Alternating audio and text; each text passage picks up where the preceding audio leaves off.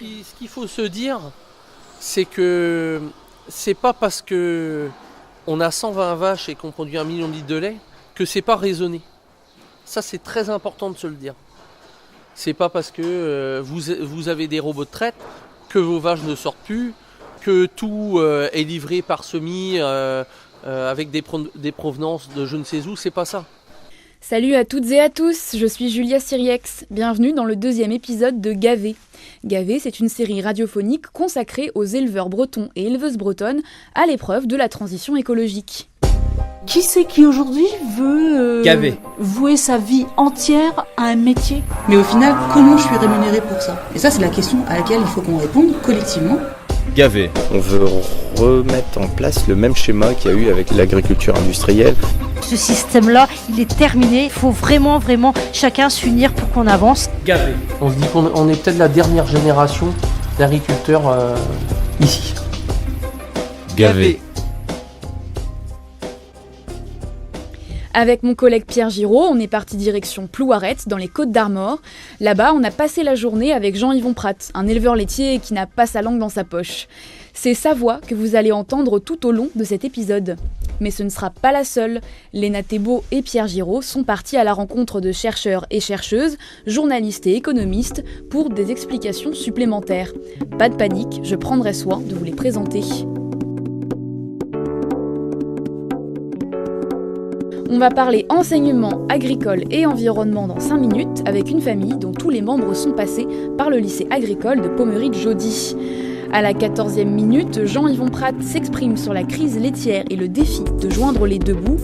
Puis on parlera glyphosate, où on en est, qui est responsable, comment peut-on faire autrement. Rendez-vous à la 19e minute. Une journée classique, c'est là on va les sortir en début d'après-midi. Et puis on va les rentrer vers 6h30 ce soir, quoi. Cet été elles sortiront plus, mais il faut que les terres portent. Là, on a eu quelques jours de beau temps, donc on a pu les ressortir. Mais quand vous avez un hiver très pluvieux, on peut. Enfin, je veux dire, c'est impossible de sortir les vaches parce que tout simplement les prairies ne portent pas, quoi. Aujourd'hui, vous estimez que c'est quoi les principales difficultés auxquelles vous faites face dans votre métier d'éleveur ? Il y a la charge de travail qui est souvent importante, la pression financière aussi, mais ça a toujours été. Mais aujourd'hui, on rajoute le fait qu'on est stigmatisé sans arrêt, caricaturé. Quand je fais une application phyto, alors je vais la nuit. Alors, c'est pas parce que j'ai pas des produits interdits, pas du tout. C'est parce que l'hygrométrie est bonne, parce qu'il n'y a pas de vent. Alors vous comprenez, quand vous passez des nuits entières pour justement faire au mieux, réduire les doses, et que le lendemain, vous voyez un article dans le journal où vous stigmatisez encore, non, c'est bon. Il y a la charge de travail, l'aspect financier, mais ça aujourd'hui c'est abominable. Mais c'est atroce au point qu'aujourd'hui je me dis, enfin mon cousin et moi, puisqu'on est associés, on se dit qu'on est peut-être la dernière génération d'agriculteurs ici. Parce que est-ce qu'on veut ça pour nos enfants, la vie qu'on a? Non. Hélène Bonneau, journaliste à Terra, journal hebdomadaire, agricole et rural. Cette parole, on l'entend des agriculteurs qui ont une 40-50 d'années aujourd'hui, mais à contrario, les écoles d'agriculture débordent. Donc je pense pas forcément que ça va s'arrêter. Par contre, ça va sans doute être amené à évoluer, parce que finalement, ces nouvelles personnes, elles ont envie de faire un nouveau type d'agriculture. Mais au final, comment je suis rémunérée pour ça? Et ça, c'est la question à laquelle il faut qu'on réponde collectivement. Les médias, nous, on a notre part de responsabilité dans l'information qui est transmise, les agriculteurs en communiquant sans doute plus sur leurs pratiques, et les consommateurs par leur volonté, mais aussi et surtout par leur acte d'achat. Et quand on enverra de la viande qui vient des États-Unis ou du Canada ou de je ne sais où, il n'y aura aucune traçabilité, qu'il y aura encore des scandales, et ben peut-être on se dira finalement c'était pas si mal que ça, et pourtant on a tout détruit.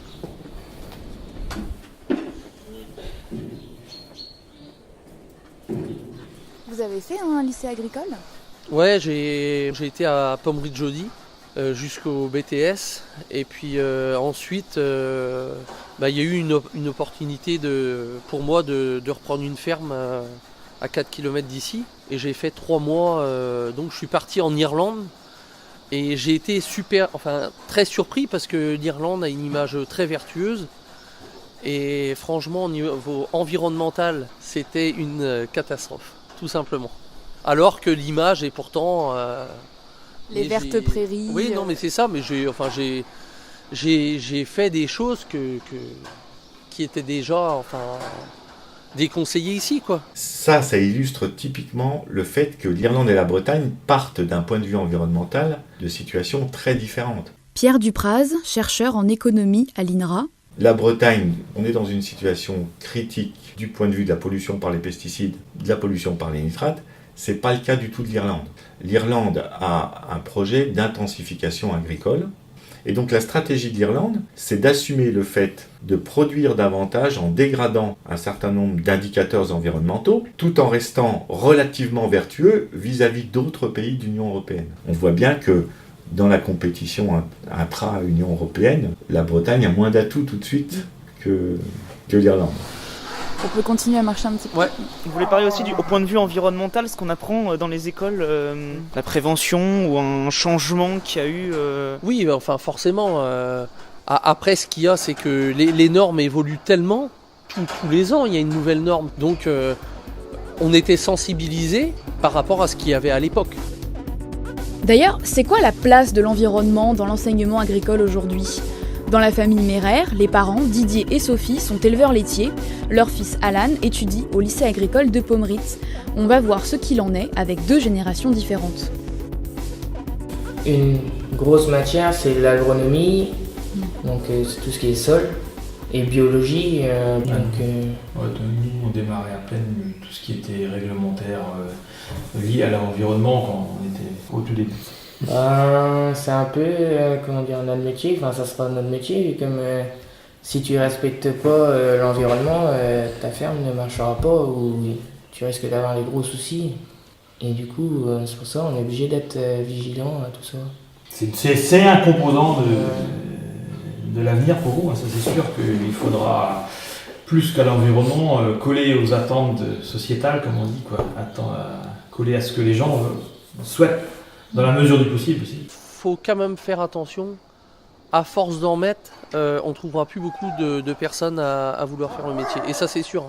Quand la cocotte sera pleine, on arrêtera et puis c'est tout. Et ça, c'est un discours que, quand je me suis installé, ne jamais avoir. Mais à force d'en prendre... On n'est pas forcément préparé à ça, en fait. On peut pas être préparé à ça. Je veux dire, aujourd'hui, on est stigmatisé. On va dire, tiens, lui, il produit 1 million de litres de lait, il a 120 vaches, il aime pas ses bêtes.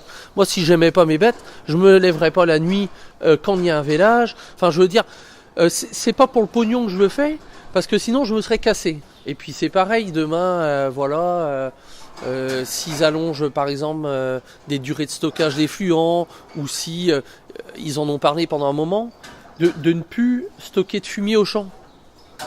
On arrêtera. On va pas aller faire des bâtiments qui coûtent hyper cher pour ça. Non. Pour gagner quoi en plus ? J'aurai 100 € de plus à la fin du mois parce que j'ai fait ça ? Non, j'aurai rien. C'est peut-être moins que j'aurai. Parce que les annuités qu'on aura engagées, il faudra les payer. Je veux dire, on est arrivé à... On se pose trop de questions là. On fait plus blanc que blanc. Tout est maîtrisé. Vous avez les stockages d'effluents. Ensuite, quand vous les épandez, vous tenez à jour votre cahier d'épandage, qui lui-même est contrôlé par l'administration. Et c'est pas encore bon. Trop de normes pour les agriculteurs. Hélène Bonneau, journaliste à Terra, le pense aussi. Oui, les normes, c'est bien, c'est important. On peut les mettre en place. Mais ça aussi, ça a un coût. Et ça doit être pris en compte. Oui, le coût de production, à chaque fois, nous, en tant que consommateurs, on en demande plus, l'État en demande plus pour assurer la sécurité, pour la biodiversité, pour l'environnement. Il y a toutes sortes de bonnes raisons. Donc à un moment donné, il faut remettre le curseur pour que chacun puisse prendre sa part dans ce qu'il veut pour la société d'aujourd'hui et de demain. Aujourd'hui, on vend notre litre de lait 32 centimes, donc du lait entier. Quand vous achetez du lait demi-écrémé, il est déjà à 80 ou 90 centimes. Il en manque. Si vous faites le ratio des heures qu'on fait ramené à la paye qu'on se dégage, c'est très très maigre. 3-4 centimes de plus du litre permettrait sûrement aux éleveurs de mieux vivre. Est-ce que ça pèse sur le caddie d'une famille? Rien, 4 centimes du litre de lait, ça reviendrait à quel coût par an pour une famille? Que dalle, sur une année. Mais ouais, ça nous permettrait de respirer. Ouais. Le panier de la ménagère, par rapport à son budget global, il a fait que diminuer au niveau de l'alimentation pour prendre de l'espace ailleurs. Donc ça, c'est la première chose. Quel produit on veut et pour quel prix? Et à un moment donné, se poser les questions en tant que consommateur. Et la deuxième chose, c'est la répartition de la valeur. Parce que c'est bien beau de vouloir faire payer plus cher aux consommateurs. Mais à quel moment, par quelle étape ça va passer pour que le prix, en plus, il soit réellement reversé à l'agriculteur? On peut aller voir la machine les préciser. robots. Oui, Ouais. pour voir un peu à quoi ça ressemble. Alors vous allez faire gaffe de ne pas glisser, parce que le sol est hyper glissant au niveau des robots. Bah, des fois il y a des projections de lait, et le lait c'est hyper grand, donc...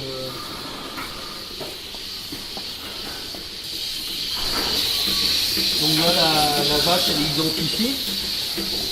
Donc elle a du colza qui est distribué en même temps dans la stalle. Donc il nous dit quelle quantité elle va avoir. Parce que le robot va ajuster son alimentation par rapport à sa production. Donc la vache vient quand elle veut. Donc c'est par rapport aux besoins qu'elle va ressentir. D'être soulagée quelque part, d'être prête. Vous allez voir le cycle complet. Donc la vache va être identifiée. Et elles sont identifiées comment? Avec les colliers. Et donc c'est le robot va l'identifier grâce à ce collier là. Elle est cool, elle bouffe, elle se fait traire. Elles ont toutes leurs petits noms en plus. Ouais, on essaye. Ouais, c'est pas qu'un numéro quoi. On les connaît parce qu'on est tous les jours avec. Cette rupture fondamentale entre l'humain et l'animal qui est en train de se fondre progressivement. Et du coup, le problème, il devient là, il dit qu'on mange les animaux. Véronique Van Tilberg, professeure de sociologie. À partir du moment où ils ne sont pas si différents que ça de nous, et qu'on les mange, il y a bien un problème. On voit dans de plus en plus de boucheries dans lesquelles il y a écrit la viande qu'on vend respecte les instincts naturels des animaux. Et c'est bien ça, c'est-à-dire qu'on est en train de refonder une sorte de nouveau contrat social avec l'animal, dans lequel on est autorisé à manger l'animal si et seulement si on l'a traité correctement. On peut aller voir la nurserie d'ailleurs? Ouais.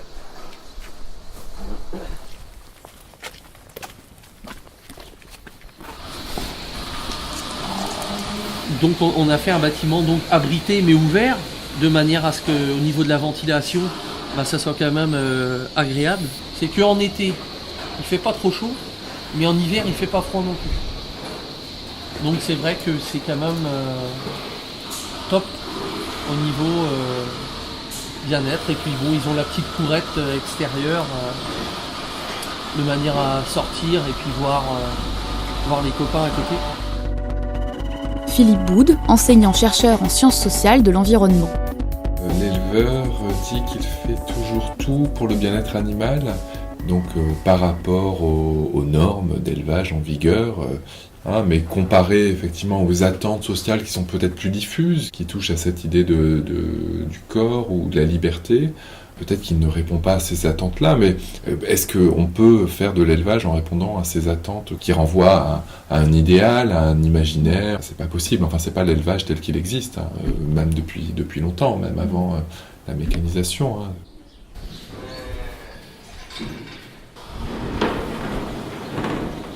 Vous allez voir un vélage. Tant que la poche des os n'est pas crevée, on n'intervient pas. Qui va intervenir après? Ah ben si jamais je vois qu'elle met trop de temps, c'est moi qui interviens. On va la laisser un petit peu et puis elle va se recoucher de toute façon et puis on va repasser et puis voilà.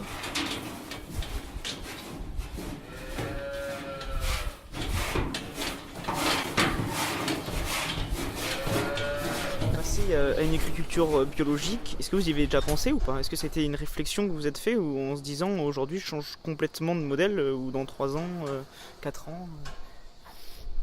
Non, enfin si j'ai réfléchi parce que de toute façon il faut toujours se poser la question. Maintenant ça ne me convient pas. C'est une agriculture aujourd'hui qui est la plus aidée. Donc est-ce qu'elle est durable ? Ça veut dire que voilà, sans subvention d'agriculture biologique, donc est-ce que c'est durable ? Est-ce que c'est réellement si durable que ça ? Et parce que les agriculteurs ne gagnent pas pour vous forcément plus en étant dans le bio que ceux qui ne le sont pas ? Bah moi de ce que je vois autour de moi, je remarque pas forcément. Mais après, certains y vont parce que c'est dans l'air du temps, parce qu'il y a les primes de conversion. Vous avez des gens en agriculture biologique qui sont très très bons. Des bons, qui maîtrisent, qui savent bien travailler, c'est quelque chose de maîtrisé et voulu. Après, vous avez des gens qui sont des fois un petit peu rêveurs. On trouve tous cool de voir ça, mais des fois je me demande quand même avec quoi ils vivent. Et puis après vous avez aussi ceux qui y vont parce que y a les aides à la conversion, mais qui ne sont pas convaincus du mode de production en lui-même. Donc voilà, moi je dis s'il n'y avait pas ces primes de conversion, est-ce qu'il y en aurait autant ? Qu'est-ce qui pourrait être fait aujourd'hui pour que vous y alliez finalement dans le bio ? Est-ce qu'il y a quelque chose qui pourrait vous faire changer d'avis ou Non, parce que en fait je n'y crois pas. Déjà à partir du moment où les rendements et autres sont moindres, est-ce qu'on peut parler de nourrir tout le monde ? Je crois à ce qu'on fait nous aujourd'hui en conventionnel, du raisonner. Le pousser encore plus, j'y crois. Aujourd'hui, c'est vrai qu'on montre comme bon élève l'agriculture bio. Moi, ma question, c'est est-ce que l'agriculture bio peut se passer de l'agriculture conventionnelle ? J'en suis pas sûr. Puisque aujourd'hui, il faut savoir que beaucoup d'éjections de conventionnels part pour être épandues sur des terres en bio. On vend de la paille, nous, à des agriculteurs bio, parce que faire de la paille en bio, c'est très compliqué, surtout dans la région où on est. Donc ça me dérange un peu, parce que je me dis que ces gens-là, quand je passe avec mon pulvé pour aller faire une application sur un blé, ils se bougent le nez, et après ils viennent acheter de la paille chez moi. Donc je trouve que c'est un peu trop facile. Alors là, c'est extrêmement intéressant. C'est tout le problème. Retour avec Pierre Dupraz, chercheur en économie à l'INRA. Depuis le Grenelle de l'environnement et le premier plan éco-phyto, donc ça va faire 10 ans là, à peu près, eh bien, on a réussi à avoir une augmentation de la surface en agriculture biologique en France et un usage plus grand des pesticides. Donc c'est bien la preuve qu'on n'a pas la bonne politique. C'est pas en subventionnant l'agriculture biologique qu'on arrive à diminuer l'usage des pesticides. C'est bien le principal intérêt de l'agriculture biologique. Et quand on entend parler du glyphosate, parce que c'est quand même le produit, on en parle le plus en ce moment, vous voyez ça comment, tout ce qu'il y a autour de ça là actuellement ? Le glyphosate, moi j'ai un petit article là, que j'avais trouvé, je vais essayer de le retrouver, on va aller là-bas, ça souffle moins, et que je trouvais intéressant. Alors, donc il disait que des analyses ont été faites pendant des mois. Les études et recherches menées par la SOR aboutissent à de nouvelles conclusions. En effet, jusque-là, la pollution au glyphosate semblait provenir de la dégradation de produits phytosanitaires, pointant du doigt le monde agricole et les mauvaises pratiques individuelles. Il s'avère que le glyphosate pourrait aussi provenir de dégradation via l'oxydation du phosphate. Et ça, c'est pas moi qui l'ai écrit, ni la FDSE. Je veux dire, c'est le Ouest France. Ah, les fameuses pages agriculture du Ouest France. Mais est-ce que le journal reflète bien les réalités du monde agricole ? Retour avec Sophie et Didier Mérer pour avoir leur avis. La façon dont les journalistes traitent le sujet en agriculture par rapport à quand c'est dans une revue spécialisée où voilà, c'est des gens qui sont dedans, qui sont de la même catégorie, qui parlent du sujet. Souvent, ça a un petit œil extérieur quand même. Ils ont beau avoir des journalistes qui doivent être plus ou moins spécialisés en agricole, ça n'a quand même pas la vision comme on pourrait l'avoir en milieu plus technique, quoi. Et donc c'est souvent aussi tiré un peu vers là où le grand public veut aller. C'est un journal que vous lisez depuis longtemps Depuis que je suis petit, moi, mais toi, depuis qu'on est ici. Ouais. Ça fait 20 ans maintenant, même. Après, c'est peut-être aussi parce que les gens se préoccupent peut-être de plus en plus de ce qu'ils ont dans leur assiette, de l'environnement. Donc consacrer une page justement à discuter de ce sujet, c'est peut-être une attente aussi des lecteurs. Les premières pages. Moi j'aime bien regarder justement, connaître un peu la vie des autres en fait, qui sont pas agriculteurs, un peu voir comment ils voient justement notre métier. Moi, j'aime bien lire. Et au point de vue environnemental, parce qu'on parle de la santé, mais aussi de l'environnement, le choix qui pourrait être fait pour arrêter l'utilisation du glyphosate, ça ne pourrait pas être remplacé par quelque chose Dans l'immédiat, il semblerait que...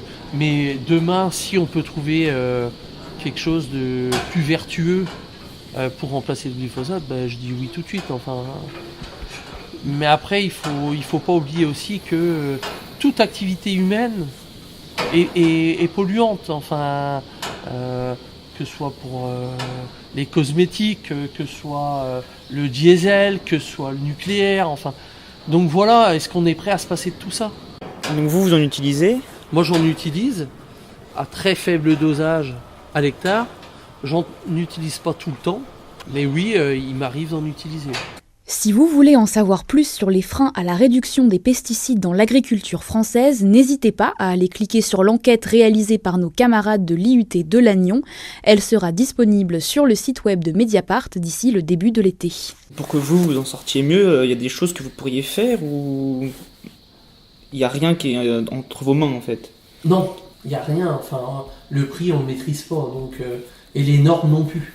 Donc de toute façon, d'un côté on va vous imposer des normes, et de l'autre côté, on va vous imposer un prix. Donc de toute façon, content ou pas content, perte ou pas, si vous ne produisez pas le lait, vous perdez encore plus.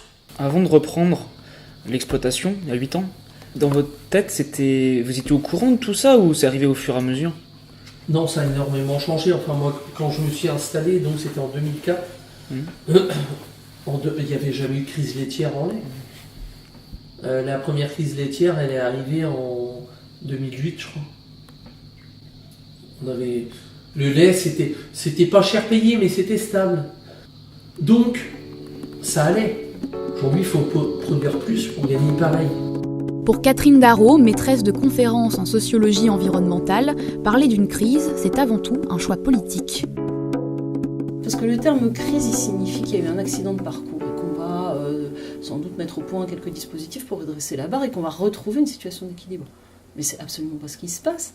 C'est une politique de longue haleine, structurelle, délibérée, qui vise à augmenter la taille des structures pour faire des économies d'échelle et finalement diminuer le coût de revient à l'unité, c'est-à-dire au litre de lait, en gardant assez peu de structures et en répercutant la baisse du prix du lait sur l'amont de la chaîne. C'est une stratégie délibérée de laisser aux éleveurs juste de quoi survivre.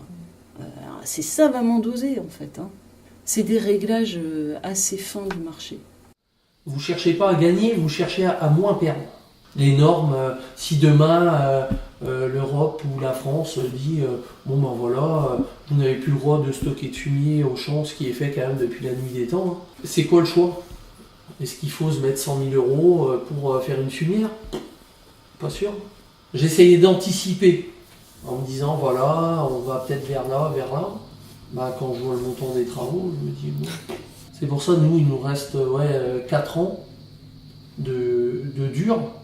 Mais c'est pour ça qu'on se dit, on verra bien. Qu'est-ce que vous pourriez faire, par exemple? Bon, je sais pas, on se formera, on trouvera bien. Et puis, double actif. On gardera les terres, et puis c'est tout. Et puis, il n'y aura plus d'élevage.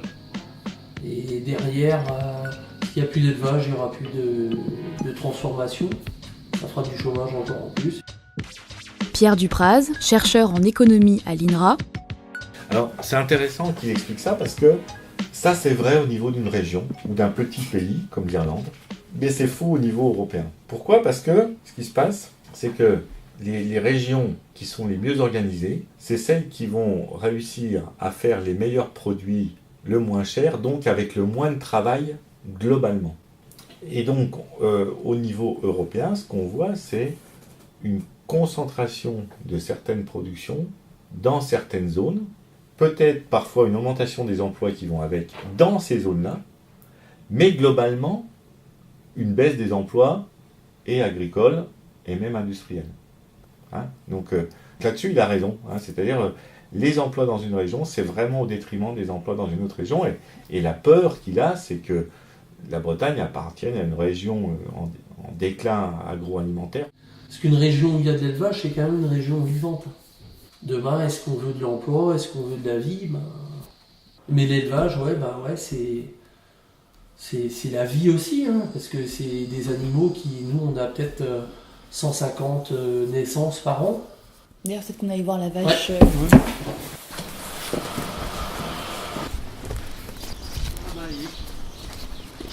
Elle est en train de lécher. Ah, lui, c'est tout neuf. Hein. C'est aussi pour ça qu'on est éleveur. Parce que c'est quand même beau. On est content quand tout se passe bien.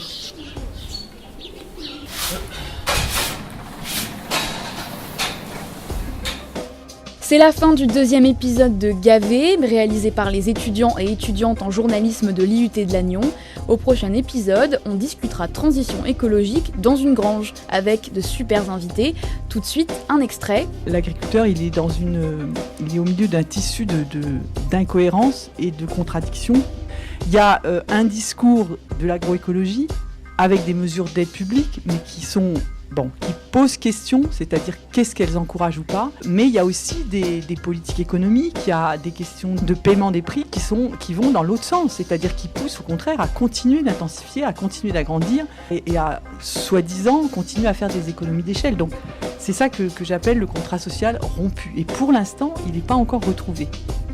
Vous pouvez nous retrouver sur nos pages Facebook, Twitter et Instagram à LPJ Lannion. Merci pour votre écoute.